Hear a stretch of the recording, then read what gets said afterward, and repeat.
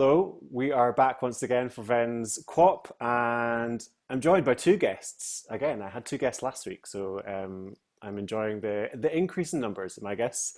And this week we're joined by Mikey and Doug. So a big hello to Mikey and Doug. Hi, hi, hi, Hello, how are you doing? hi. It'd be great if you could both introduce yourselves for us.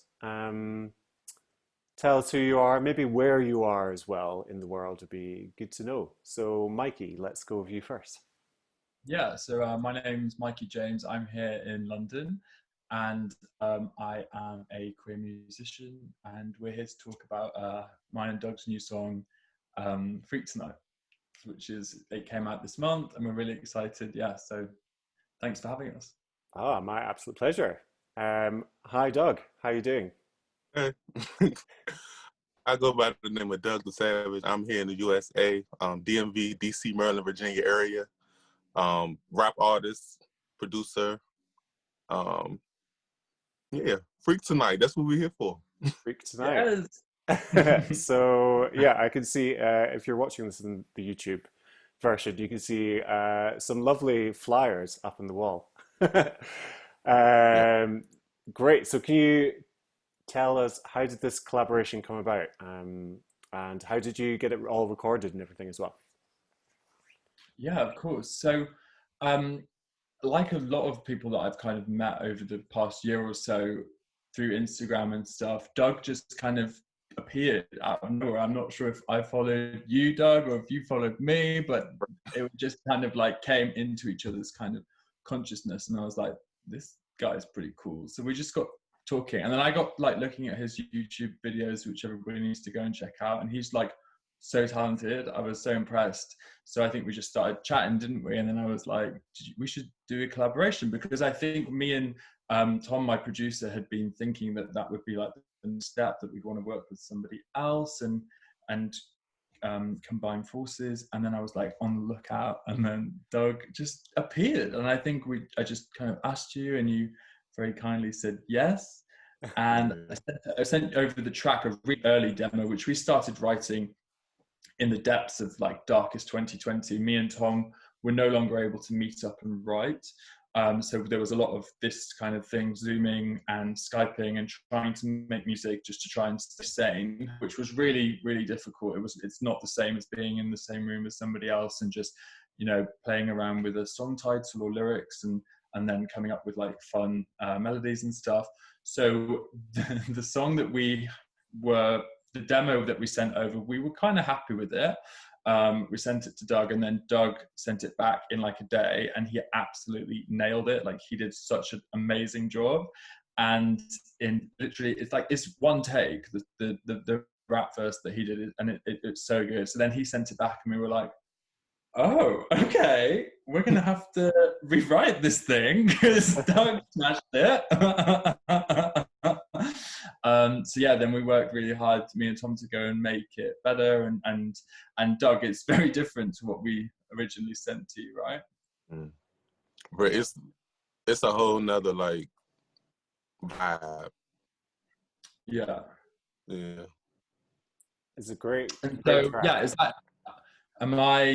is that sort of, does that reflect your memory of what happened, Doug? How did you kind of remember discovering what I was doing? And I think that kind of sums it up. No, wait, it was I can't think of the actual it's an Instagram that I came across like randomly. And they post like mainly like gay pop artists or something. And it was one of your songs. I can't remember what song that they posted of yours. And I can't think of the name of the people either. But I think that's how I found you. And then we just ended up following each other and chatting, and ended up, with the collab. yeah, That's great. yeah. How did that conversation go from just chatting to like, how do you fancy doing a collab with me? How did you move It was from just chatting into that bit? Can you remember? Not, I don't know. I think it was really easy. It kind of just kept, when something's like so easy that you're like, wow, it almost too good to be true. It was just like, just was really natural. And I was looking for somebody to collaborate with, and I just put it to him, and I was like, I'm going to email it over. And then I couldn't believe how quickly he sent it back, and it was so good. And look, he's like the coolest person ever. He would just be like, yeah, well, but it's so good, and I'm so proud of him. So Doug doesn't know how good he is. Yeah, he did a really amazing job. Oh, nice. Thank you. And he's still going to be cool. I love it. Hearing a bit of compliments is always good, right? Was collaboration on the cards for both of you this year, or is that something that's just happened randomly? Because I've seen quite a lot of like independent queer artists doing collaborations. It really makes me want to do it as well, I think. But yeah, was that in the plan for you both? Well, Doug, you've done lots of. I've seen like lots of collaborations that you've been doing. I don't never like turn down, any collabs with people. This is my first time actually doing like a collab within a pop song in the pop culture. And how did you it's just find that? normal to me. And how was it different doing something that was more pop for you?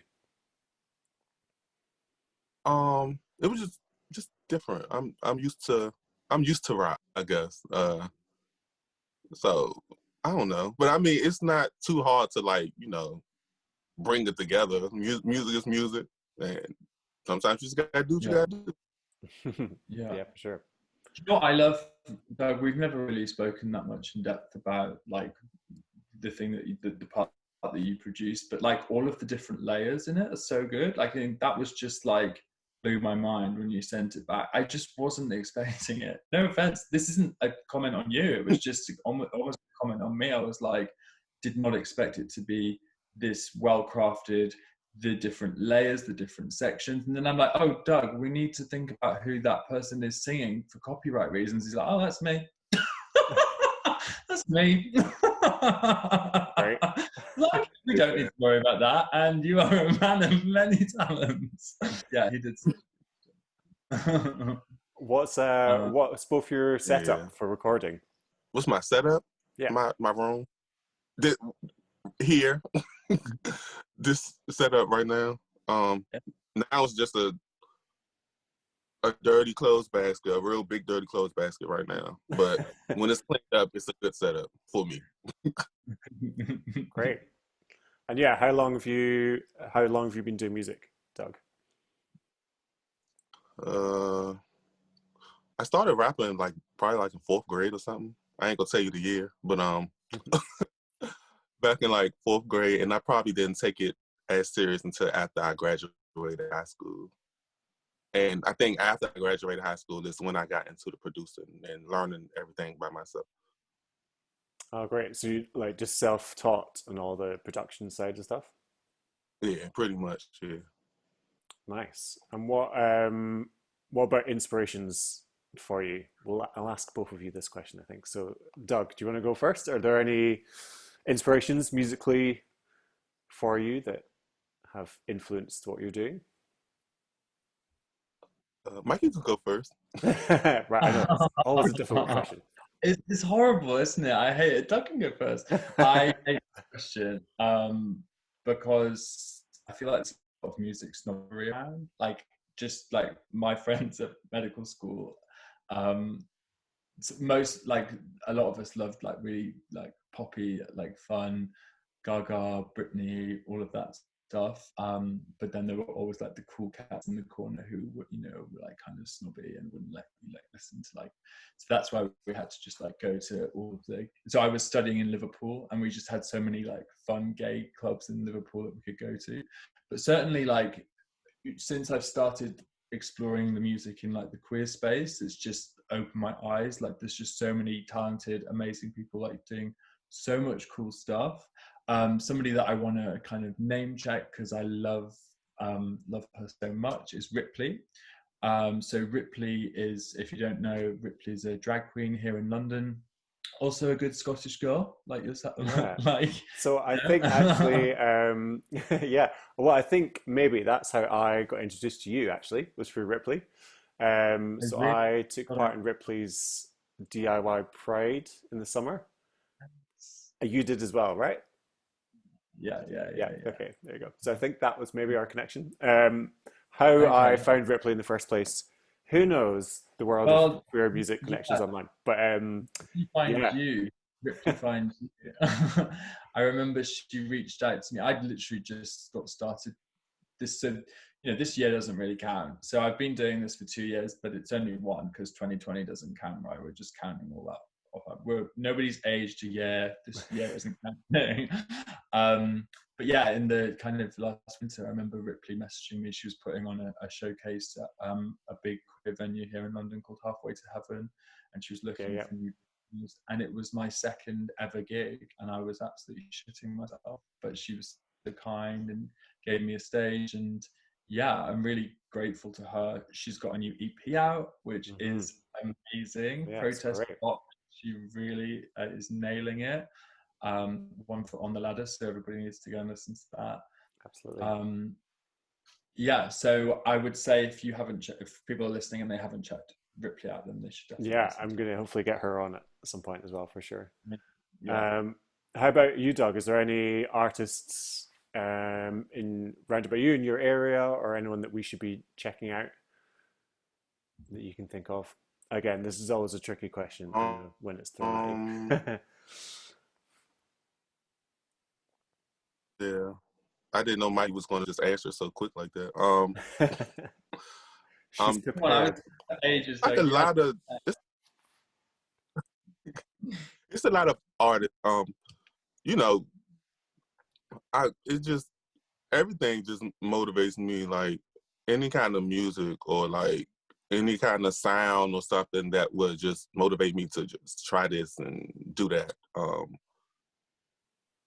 I can't really say like what artists because it's like a lot of artists, even local artists that I might just listen Mhm. to, and it's like, oh, okay, yeah, I need to get on my game, or like, Yeah, yeah. um, yeah. There's So I been, think that's pretty much it for me. and I Doug, think there's I feel been like so I'm just much for it's me as just well. inspired by what's around me. Doug, do you find that there's like snobbery around going between hip hop and pop? How is that? What's that like? Because you mentioned it quite a bit, and that, like Little Nas X song just dropped, The Holiday. I love him so much. He's Uh, so hot. But that's something that he talks about as well. So is there some kind of snobbery and difficulty around moving between genres for you no, artists? No, not you have. to me, no, because I don't think of it as much. When you are a artist, sometimes I know I do consider myself a rapper, but as an artist, like you got to be able to open yourself up and step out your box to like literally dig and dib and dab and do all the genres. It wouldn't matter what it is. Yeah, And I feel like if I was one of them type of people to like just stay in that box, then this would have never happened. yeah, yeah. So Yeah, definitely. I've seen, I think, quite a lot of queer artists, although maybe pop is like the overarching thing, but actually within that, I think there's loads of artists who are queer who are kind of exploring lots of different genres within that. Um, Particularly that I've discovered this year. So I think it's great. I think it's really exciting. And like, I, for me, pop doesn't necessarily just mean like bubblegum pop. right. I think it can be, particularly queer pop, can be so much and is so much, which I think is great. And it brings people like you together to create some new stuff which might not have happened otherwise without connecting online through that as well, which is pretty cool. Are you going So to come to London then? yeah, is there going to We be a can just live I would version hope. of this? Yeah, Ven's curating a show for us all to perform at. So you're going to come over and perform it live. Okay. Okay. Sure, that This was a is how yes. you get into these situations because you're just like, okay. I should say that Once, my budget doesn't stretch to air miles just yet, but one day, right? Uh, you yeah, can one day. send no. Yeah, I mean, well, yeah. Okay, so fantasy scenario that you do get to perform this together live. What's the setup going to be? Any visuals in mind that spring to mind? What's going to be on stage with you? Have you got dancers, smoke machines, Well, light? Doug's got great style. Oh my. Well, yeah, that's the thing. Me and Tom are practicing our live show for when lockdown ends, and I'm like, okay, Tom, I feel like this is just like you just have to extend your imagination. So this is the point where I come down in a station in the O2, and everybody, and even the people that have bought really shit tickets, they're all really immersed in this. There's smoke and and Tom's like, okay, and then this is where I do the dead drop. The death drop. I can't do one of those, but yeah, I mean, it would be so fun. I mean, it's gonna happen one day, Doug. You know that, right? We're gonna do it live, but yeah, Of course. you have fun with your style, right? Your Instagram is gorgeous. No, I don't. I just take pictures. Yeah, but you have amazing style. Have you done a lot of live shows? I have. Not like big stage though. I think that's kind of like a dream for me. Like I've been on a big stage, but it was a feature for somebody else. Mm. So it's not the same. I mean, it's the same. Well, no, I take that back. Yeah, I have. I have performed on like big stages. We'll I have to don't get know. you. I Like mean, for me, like being in like little small hole in the wall bars and open mics here and there, and I don't know. I just treat it all the same. Like it's just a big show to me. Yeah. yeah, absolutely. And that's it. You don't know who's in that room and who's paying attention, and give them the Right. same, give them the big show in a small space. Then No, I love that. you can only Right. grow from there, right? Well, I can't wait to see the live version whenever and wherever that might happen. That'll definitely be cool. Um, and what so it sounds like the song kind of in its creation kind of changed a little bit as you were collaborating, but um, is there a particular story behind it or anything you can give us a little bit more information on? Yeah, so I guess when we started writing the song, it was originally called Never Been Cool, and it was about, I've never been cool and I'm not going to try now, so I'm just going to be myself. And that was kind of the ethos of the song, because I was like, Yeah. I've had this whole kind of theory around counterculture. I just feel like pop music at the moment is just like everybody's too cool for school, and we need to go back to the days when it was all, I know there's, you say about all different types of music, not just bubblegum, but we Yeah, want some of that kind of like fun pop music to come back. And I just absolutely. feel like that's what I want to bring. So that's what the whole song was built around. And yeah, so it's basically saying, I've never been cool, I'm not going to try that now, so take my hand and we can just dance like freaks all night. And that was the version that we sent over to Doug. And then Doug kind of, the part that Doug plays in the song, whether he knows it or not, is the cool guy in the club that you're going up to ask to dance with you, and that's what the story of the song is basically. And then it kind of just built up from there. So there's a lot of fun to be having into just relaxing into being yourself, and it's certainly not easy, to do that all the time.